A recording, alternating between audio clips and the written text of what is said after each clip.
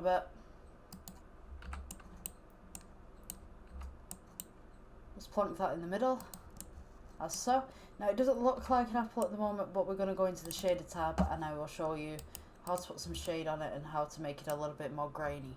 So, for the stock, we will select the top, just get it in the middle, scale, downwards. You want to E for extract.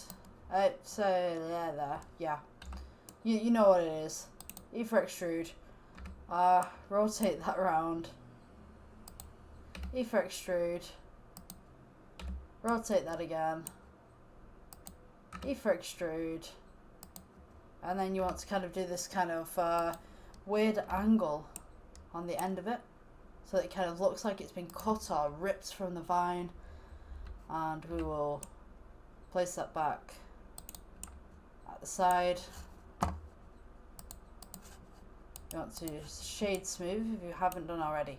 So this one will be brown, kind of a dark kind of brown colour. Now it looks very it doesn't look very good at the moment because we don't have that background, we don't have that that emission status. It looks very cartoony to me, to be honest with you. So what we will do, we will go to the shading tab and I'll show you how to shade this.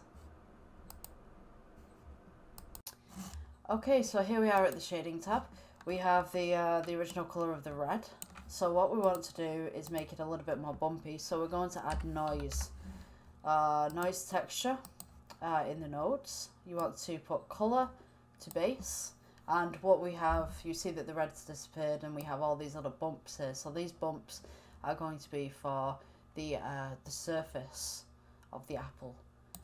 And then what we want to add is a bump to make everything pop out. So with this bump node, what you want to do is change it from the normal to the height. So you're going from the noise texture colour to the height of the bump.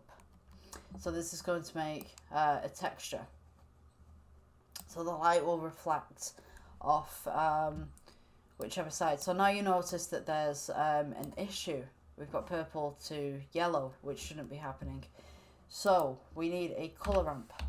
And this is where the magic happens. So you see that this apple is now grey and white.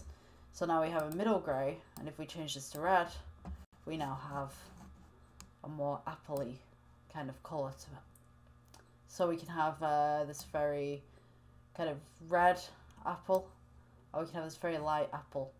So we're going to go with the deep red apple.